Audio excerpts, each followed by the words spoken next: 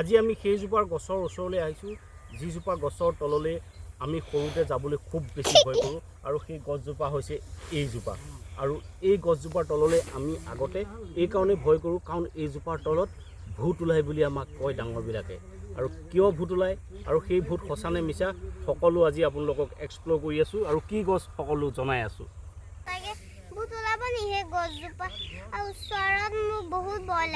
ভয় লাগিছে নেকি? আৰু গছজোপা হৈছে এইজোপা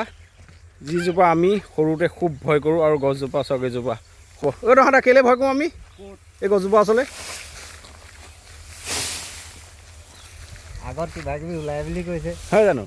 ডাঙৰ ডাঙৰ মানুহসকলে আমি কিন্তু পোৱা নাই লগ তই নাই দেখা ন নাই পোৱা এইজোপা বহুত পুৰণি গছ ন বহুত পুৰণি 100 বছৰ পাৰ হৈ গ'ল 100 বছৰ পাৰ হৈ গ'ল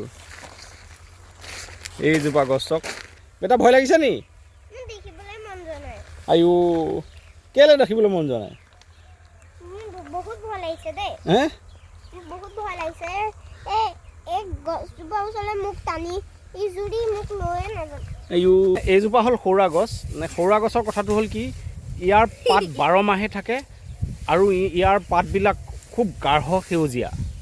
আৰু ৰাতি হ'লে ই প্ৰচুৰ পৰিমাণে কাৰ্বন ডাই অক্সাইড নিৰ্গত কৰে আৰু সেইকাৰণে কি হয় আগতে মানুহবিলাকে যেতিয়া এই ৰাস্তাটোৱেদি যাব আগতেতো বহুত লুংলুঙীয়া ৰাস্তা আছিলে পথৰুৱা বোকা ৰাস্তা আছিলে তেতিয়া যাওঁতে কি হয় তেতিয়া মানুহবিলাকৰ পোহৰ টৰ্চ ইমান নাছিলে তেতিয়া আছিলে ভূটা আৰু ভূটা লৈ যেতিয়া এই গছ তলেদি যায় যিহেতু এই গছজোপাৰ প্ৰচুৰ পাত থাকে আৰু 12 মাহে পাত থাকে পাত সৰি নাযায় আৰু সেইকাৰণে এই গছজোপাৰ তলত যিহেতু প্ৰচুৰ পৰিমাণে কাৰ্বন ডাই অক্সাইড থাকে সেইকাৰণে ভূটা নুমাই যায় আৰু নুমাই যোৱাৰ কাৰণে মানুহে ভাবে যে ভূতে ফু মাৰি নুমুৱাই দিলে আৰু সেইকাৰণে এই গছজোপাক লৈ বহুত তেনেকুৱা লোকৰ কথা চলি আছে যে এই গছজোপা তললৈ যাব নালাগে বিশেষকৈ ৰাতি কাৰণ এইজোপা তলত হেনো ভূত ওলায় কি হ'ব এতিয়া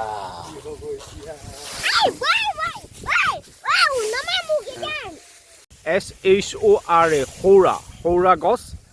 আৰু এই গছবিলাকৰ পাত সদায় সেউজীয়াই হৈ থাকে আৰু সদায় পাত থাকে আৰু এই গছবিলাকৰ আন এটা নাম আছে ইংলিছত সাধাৰণতে প্ৰচলিত নামটো হৈছে sandpaper rough leaves tree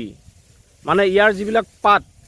এই পাতবিলাক যথেষ্ট খহটা হয় আৰু খহটা হ'লে মানে চেণ্ড পেপাৰৰ দৰে কাম কৰে ইয়াৰ যিটো বেক চাইডটো খুব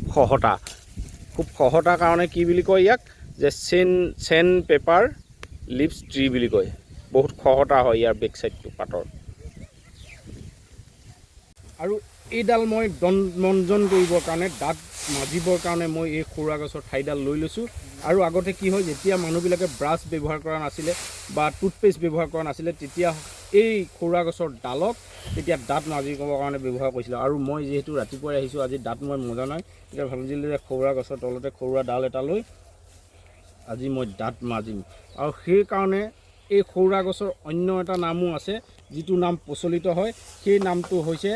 টুথব্ৰাছ ট্ৰী মানে ইয়াৰ যদি ডালেৰে আপোনালোকে দাঁত মাজে তেতিয়াহ'লে দাঁতৰ আয়ুস বৃদ্ধি হয় আৰু দাঁতৰ আলু বহুত শক্তিশালী হয় পাৰিলে আপোনালোকে যিমানেই যেনেকুৱা ধৰণৰ টুথপেষ্ট ব্যৱহাৰ নকৰক আপোনালোকে মাজে মাজে সৌৰা গছৰ ডাল লৈ আপোনালোকে যদি ব্ৰাছ কৰে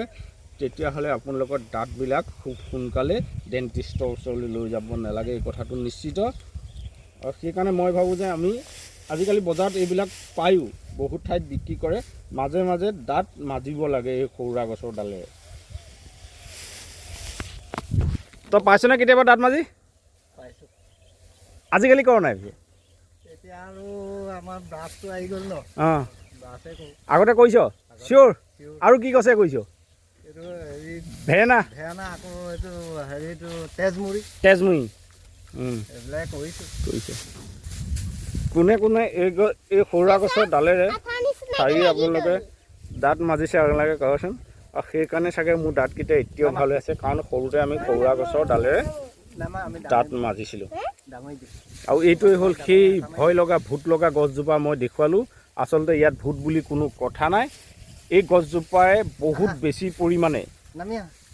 বেছি পৰিমাণে অক্সিজেন দিয়ে কিন্তু ৰাতি মনত ৰাখিব যে ৰাতি কিন্তু কাৰ্বন ডাই অক্সাইড নিৰ্গত কৰে আৰু